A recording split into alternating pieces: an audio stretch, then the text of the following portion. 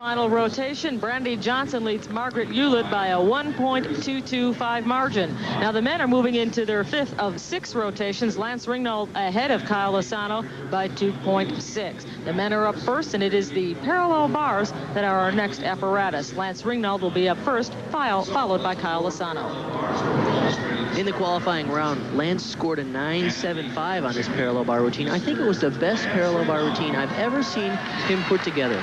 All the difficulty, good clean elements, and everything was right on. He hit every handstand. Once again, Lance does everything in the book. He opens up with a strength move, a planche, Pete straddle cut. That was in a little tight. Giant on the end. Giant front uprise. Reverse stutz. There's a back toss. And a Diamondov. Once again, every trick you can do. Front uprise, swing pirouette. It's a stutz. Another stutz. He does a lot of tricks. Oh, short on that pike double back. Great routine by Lance Ringnold. Unfortunately, just a little bobble on the landing. There's the dismount. He does a pike double back. He kind of peels it off just a little early. Doesn't set it up enough, kind of rushes it, and he had to pike in really tight, but he did a good job at making it around and only taking a minor deduction on the landing rather than perhaps putting his hands down for a major deduction. There you see the score, 9.55. 0.2 of a point less than he scored in the preliminary round. And now Kyle Asano, who received a 9.2 in the preliminary round, is up. Once again, Kyle Asano.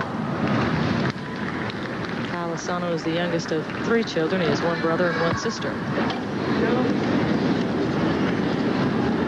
Kyle is doing much better in this round of competition than he did in the preliminaries. He seems more confident.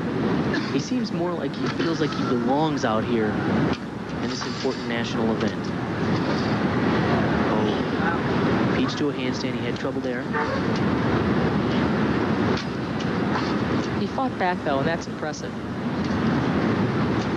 There's that interesting combination, single leg cut to a back upright straddle cut.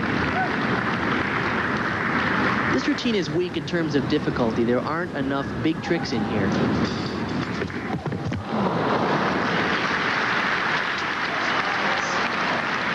Speaking of big tricks, though, that pike double back was one of the most difficult dismounts being done, and he overdid it. From the handstand, he swings down, keeps his legs straight, if you'll notice. Pulls around 2 flips, more like 2 1/4 flips. Landed on his heels and slid back. This is a better angle to see exactly what happens. Looked like everything was pretty good. He pulled it around just a little farther than he needed to. The score for Kyle Asano on the parallel bars, 8.80. And the final event now for the women is floor exercise. And up first is Margaret Hewlett.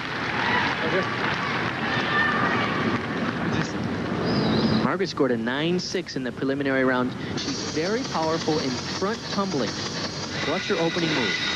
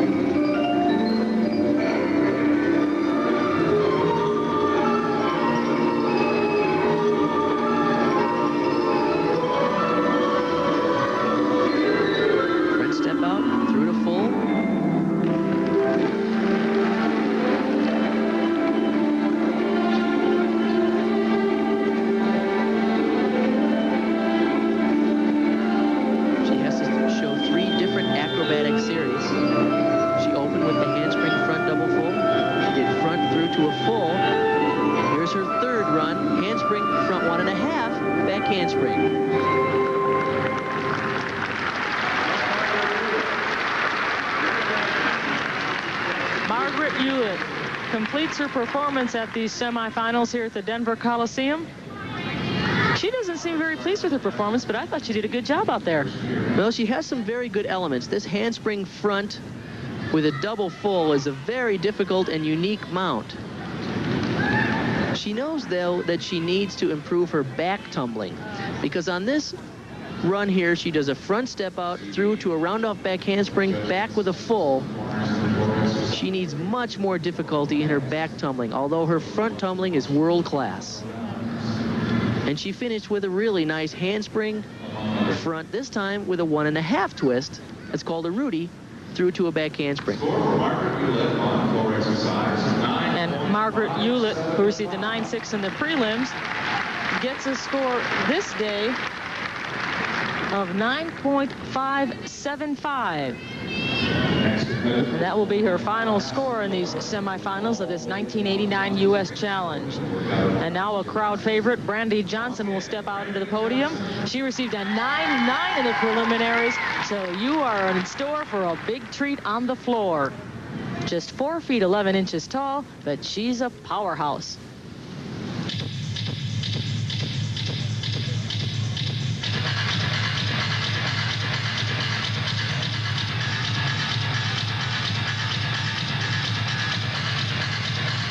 And you can just enjoy watching her dance.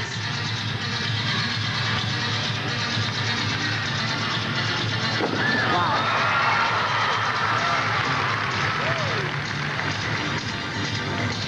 Look at the power in her leaps as well as her tumbling.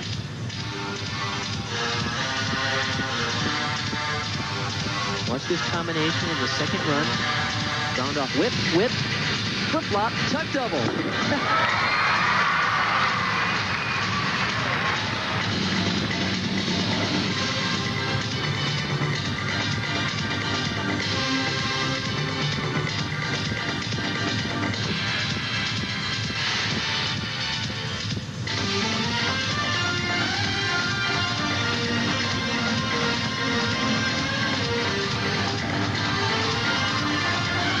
Here's the last run. It's a double back.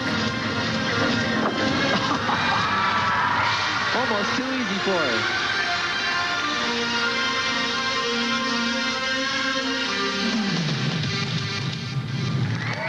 Well, if this is the future of American gymnastics, the future is very bright indeed. Brandy Johnson wowing the crowd at the Denver Coliseum with a fine floor exercise performance. The opening tumbling run is a full-in pike. There's the round-off back handspring. She's up in the air. There's the full, and the pike back comes right there. No problem. I love this combination. It's whip tumbling, round-off whip, whip, yes. Then to the back handspring to the tuck double. Wow, what height. And usually you're pretty worn out by the end of the routine, especially at altitude as we are here in Denver. But look at how she totally does this tuck double back easily. She kicks out, standing straight up and down. And the score for Brandy Johnson on the floor exercise, a resounding 9.825. Needless to say, she's eliminated Margaret Hewlett. She is in the finals.